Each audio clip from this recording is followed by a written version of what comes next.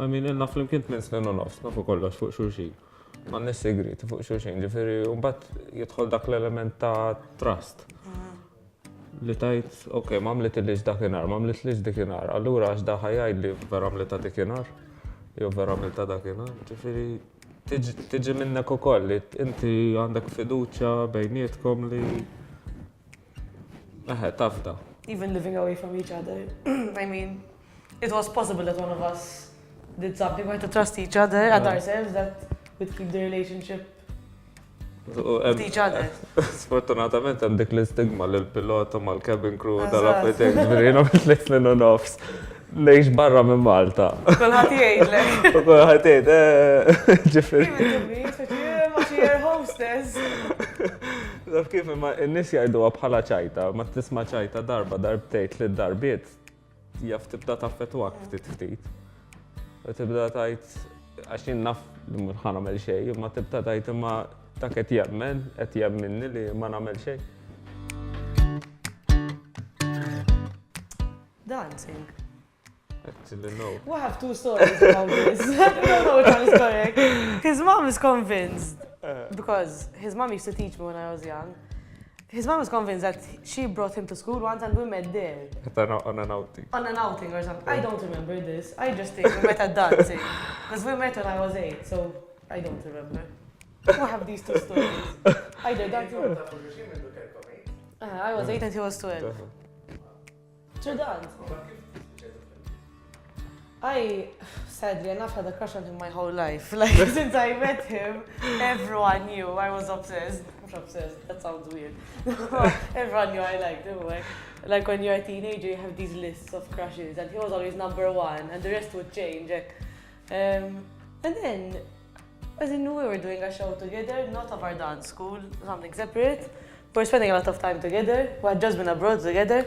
And we started from there. So I was 15. No one asked, we just kissed. Konna qegħdin ladira. Konna ta' kif ġejna barra minn Malta u was the moment. And then after like a year we realized, we went, Sten, we never actually asked each other out or anything. It took us like a year to notice, imma. Dawk ix-xarej naħseb. It's true. Baxin kifat għamilt 3 snin u nofs ngħix barra minn Malta. U is-sajf li għadda għamilna xarej sħaħ ma niltaqgħu xejn face to face. Għax kienet xogħol l-Ingilterra jien kont xogħol il-Greċja.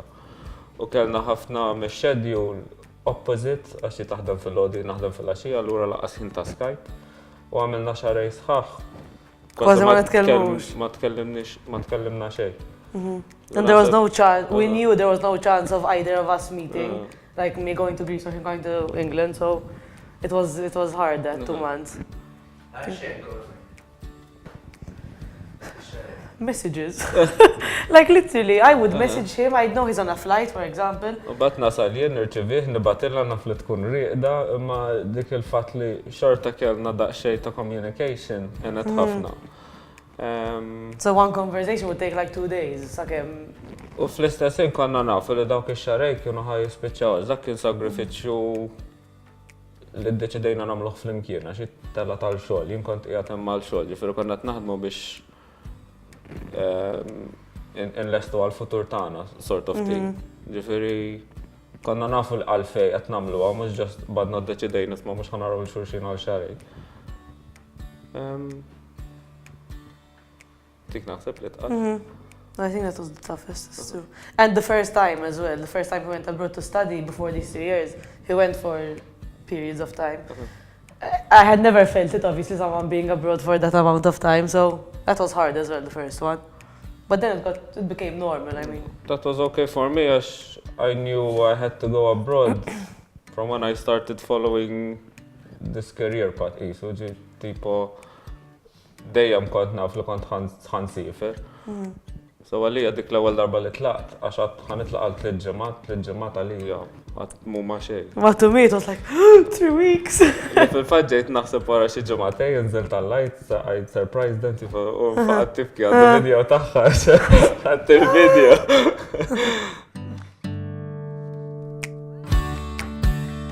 think it actually made us stronger.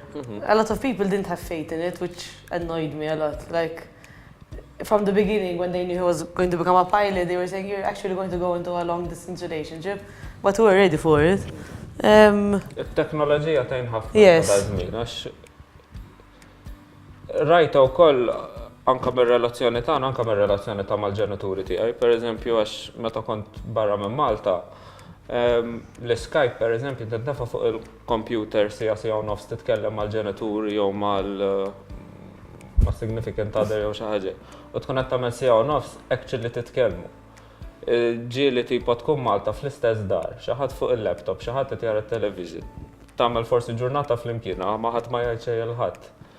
Ġifieri kienet diffiċli ma konniex qed naraw il-xulxin kuljum, imma l-ħaġa li tkellimna kuljum għal sija jew kuljum għal sija. Tipo qisna ġejna iktar viċin xulxin. That we're forced to talk, basically. Because sometimes we'd meet and watch a film, we don't talk. He comes, he goes, for example. Like that we're forced to talk and it actually made us stronger, I think. U konna anka tipo, anka 10 minuti konna nkellmu l-xulxin. Ġieli tipo niġi minn xi flight ta' xi 12 sija. Nixel l-Skype kif tirrispondi li noqgħodilha. He goes, no, I wasn't asleep. No.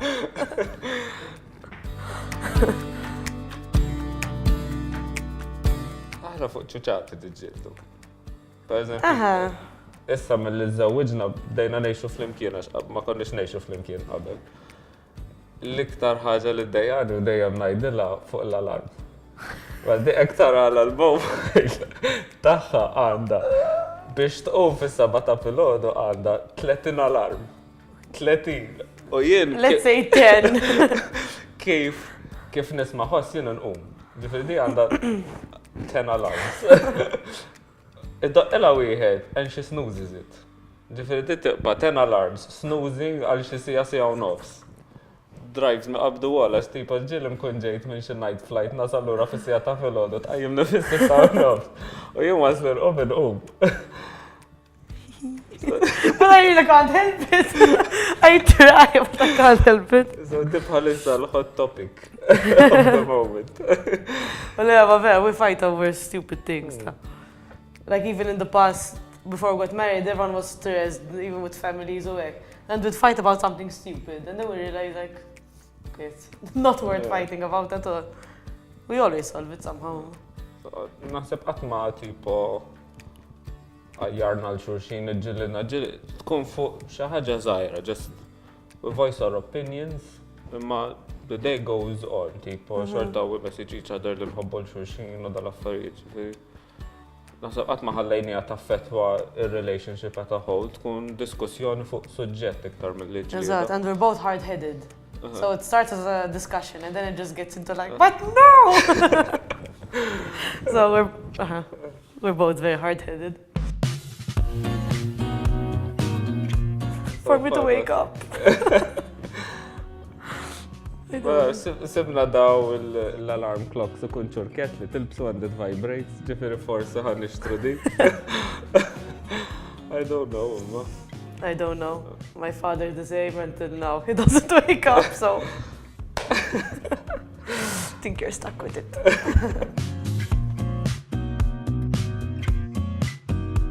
Alex, I was very happy. Like he was practically my only boyfriend. I had one for 2 weeks, but I don't think that counts. I don't think I would suggest it to someone else though. Like I would, because if I say I'm 15, everyone says how young. It's true, I think I was too young. Fil-fatt around that time we had broken up twice. Because how do you explain? Like it wasn't working because I was young. I had just finished Form 5 and he was 19, no? 19, so we're like in different parts of our lives. So I wouldn't suggest it. I would wait and like maybe date a few people before going into a serious relationship. I don't know. But he was 19. I was 19. I had, I think, 2 other serious girlfriends before. I did test the water. Pero I don't know. No, I wouldn't suggest it. I think I was too young I mean, to start a serious relationship. We got married relationship. at this age, mhux għax competition or whatever. It was just għalina kienet Felt xi ħaġa oħra x'naqsmu ma' xulxin. Għax fil-fatt meta żewwiġna ma bidlet xejn bejnietna l-unika ħaġa qed noqogħdu fl-istess dar qed tqajjimna kuljum għal sigħa.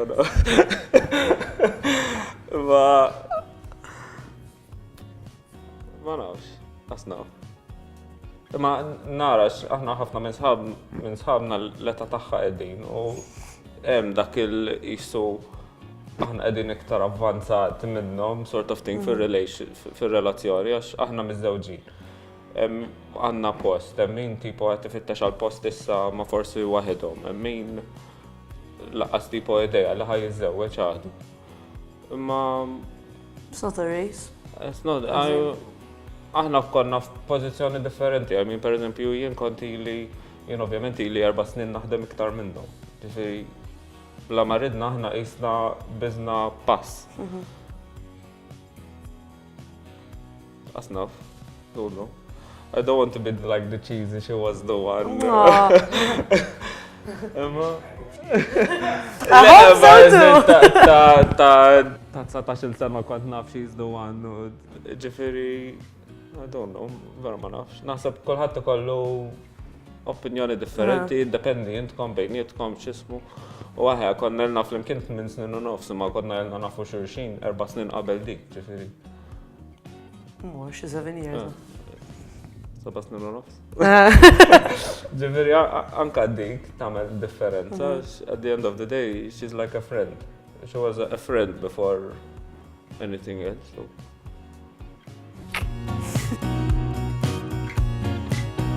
No, there were a lot, I don't know. Tieċ naħseb. Wedding, eh? So it was honestly the best day. We were quite stressed leading up to it with like, our families were stressed because I'm young, so my parents were like, they had that emotional thing. His parents obviously had the same emotional journey, so everyone being emotional at once was quite stressful. Kol tal-familja I'm the youngest as well. But then on the wedding day, it was just amazing. Like everyone loved it, everyone was having fun, walking down the aisle to him, like really nice. It was a nice fine wedding, għax tipo wara li żewwiġna kulħadd qed jitqarben ħadna selfie fuq Instagram. Wara li firmajna ħadna selfie fil-xisma, fis-sala u kulħadd tippoża liha. We're not the selfie type of people at all, but it was just so much fun and everyone, it basically started because my car didn't arrive. I live like my house. From my house I can see the church. That's what, literally a 30-second walk. But I ended up walking because this car just didn't arrive, and I walked, and I think it kind of set the tone for the wedding. Like everyone piece loosened up. Actually, even before the page boy just ran down the aisle before I had even arrived. So like people realized it was a relaxed day, and they really enjoyed themselves. And everyone was just having fun, as in ma ġewx għall-obbligu qishom in-nies. They came to have fun, everyone was having fun. Kulħadd qalilna tipo kien kellkom titsabiħu x'ismu, and that made us even more happy. The only reason we wanted to do a wedding was for people to have fun. And we had fun in the process. Sometimes everyone does and the bride and groom don't. We had so much. The only stressful bit was like half an hour taking the photos with the family. Għax dak kien tipo nofsija, okay, issa familja tiegħi, familja tagħha, il-ħbieb, it-tżejjiet, kien lallu għamilna nofsija tipo. That was but I think that has to be the nicest moment, yes. Feeling all the love from everyone was impressive. That was nice, as it like all our relationship built up to that point. Ġifieri li we got to share our relationship with everyone else, and everyone was as happy as us, and sharing in that happiness. It makes it's like an achievement. It's like a Bacht award. That was also like the first of many. Our first wedding of our group of friends. Of dancing, not as much, because someone got married before us, but like we were both from dancing, so everyone was super excited. Like, it was nice. In fact, but it has to be her. Il-karozza ma ġietx qabdet u timxi. But I was really annoyed because he, to joke, told me if you don't come on time, I'll leave. So I was really like determined, because I'm always late, apparently I don't wake up in the morning. I told him, I said, I promise you I will be on time, and I was ready, bang on time. So I could have been there at noon. And then it was like 12:03, and the car is still not there. And from 12 till 12:15, I was telling my father, let's walk. Tlaqna, we're going. And then I walked and... Anka, like, tipo, il-video ġisabiħ u koll. Naħsbu għax, tipo, għanda video taħħa timxi. Għanda ġiex ritratti vera għedin tajbin, tipo, għedha fuq il-parapet tad-dar. Me and my father. Ħarsu lejn l-arloġ. Ġifiri, it set the mood for the wedding. Ir-rankajna bija. U dejjem hekk għadna, tipo, ippjanajna kemm stajna minna dik il-ġurnata. Mbagħad għadna, issa li jiġri, għax per eżempju kellna ħafna we were worried about the weather. Għax peress li żawwiġna fl-aħħar ta' Ottubru għadna jew ħatkun sabiħa jew xita bil-qliel. Mbagħad għadna issa li hemm u let's go. We didn't let anything ruin it that day. And even in general, we're like that. We don't let anything ruin. No. I'm a planner, ġifieri nipprova nippjana mill-A sa Z. I'm more of a spontaneous type of person. But I think we balance each other out like that. Because he overplans and I just... Ek. Never happens. Ma affarijiet ta' daħ, għax tipo jien jaffettwaw li affarijiet li tiġu ta' qatqu minnhom, ġifier tħalli fidi. U l-affarijiet li ma tantx jaffettwawni, jaffettwaw lilha. Allura i tippjana l-affarijiet tagħha, jien nippjana tiegħu meta niġu flimkien qisna jkollna pakketti.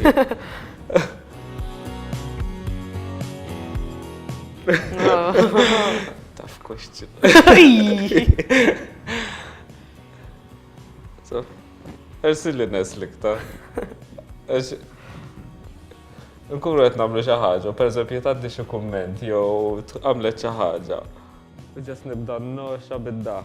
Għax tkun għamlet xi ħaġa li ma kontx qed nistenna. Pereżempju l-aħħar darba konna ġejjin lura minn Venezia Karnival.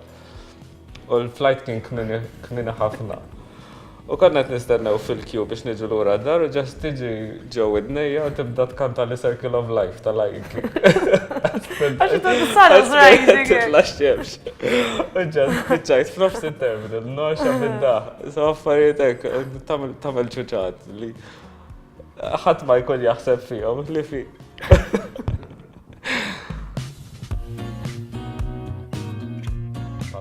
I knew it. And the messiness. No. The messiness as well. Because apart from him planning and me not planning, he's very tidy and I'm not. Although I've been trying since we've been living together. Bas aħna kont naf li fit-27 ħan iżżewġu, allura ħan nidħlu fid-dar il-ġdida. Allura jien mexxejt kollox, li kelli kollox fil-gwardarobba, kollox fil-kxaxen, I moved in. Leanne għandha l-affarijiet fil-baskijiet ġo bedroom oħra. Or at my parents' house. She hasn't really moved in, ġifieri. I take my time.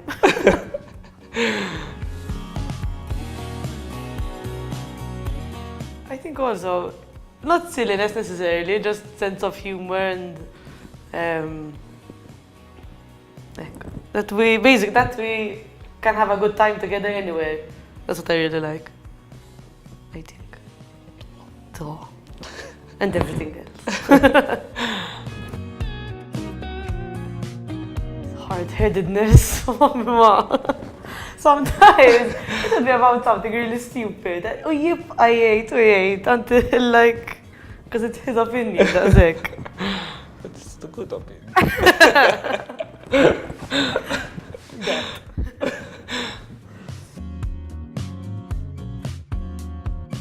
In these things, you really have to follow your heart and not anyone else's. So like, you really have to just think what you want and you can't let anyone else interfere in it because that's when it gets ruined then.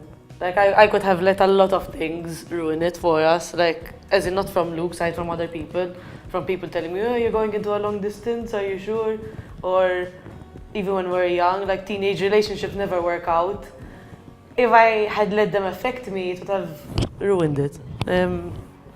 L-ikbar ħaġa tisma' stejjer koroħ ta' nies għax dak kellu x'jaqsam mal-oħra u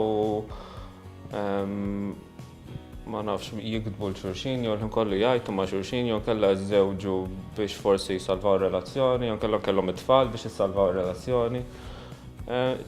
Tisma' stejjer koroħ u Naħseb ma tistax taħseb dawk l-affarijiet li ħajjiġru lilek. Live in the moment l-iktar, I mean aħna l-affarijiet li għamilna dejjem kienu mill-lum għall-lum, ġifieri qed nippjanaw għall-futur, ma mhux qed naħsbu daqshekk il-quddiem li tipo mhux qed nieħdu gost bħalissa. So irrid ikollna tfal, imma pereżempju qabel kellna niżżewġu, qabel kellna nagħmlu affarijiet oħra, qabel kellna nagħmlu affarijiet oħra. So ma naħsibx li trid taħseb wisq il-qudiem tibda tgħid imma magħha żgur irrid hekk magħha żgur irrid hekk. X'ħafna affarijiet jiġru As you go along. meta suppost jiġru. I mean kif għadna aħna żżewwiġna x'kien xi ħaġa oħra x'nistgħu nagħmlu flimkien, ma kienx għax alright issa ilna 8 snin u nofs flimkien mela ħa niżżewġu għax it's expected.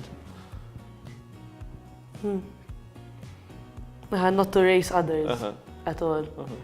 And I've said this to people, because people say, Lalu, you're already married. Like, it's not a race. Just do things as you feel like. Min iżżewweġ ta' 20 sena u Eżatt. they're happily married, u min iżżewweġ ta' 30 u wara 6 xhur ikun ħassar. Ġifieri mhux għax għandek dik l-età, okay, les biss tiżżewweġ. And if you're not ready, don't do it. Because you're meant to. I think that's what we did as well. Like, if someone said you're meant to do this, we had to be happy with certain things. We just didn't listen to others, basically. Moral of the story. I mean, you take advice on board, u saqsi n-nies u hekk, at the end of the day, we took the decision. Tipprova ddaħħal l-informazzjoni minn fejn tista' ma li titkellem flimkien u tieħu d-deċiżjoni flimkien u ma tħalli l-ħadd jinfluwenza dik id-deċiżjoni tagħkom. Importanti ħafna naħseb.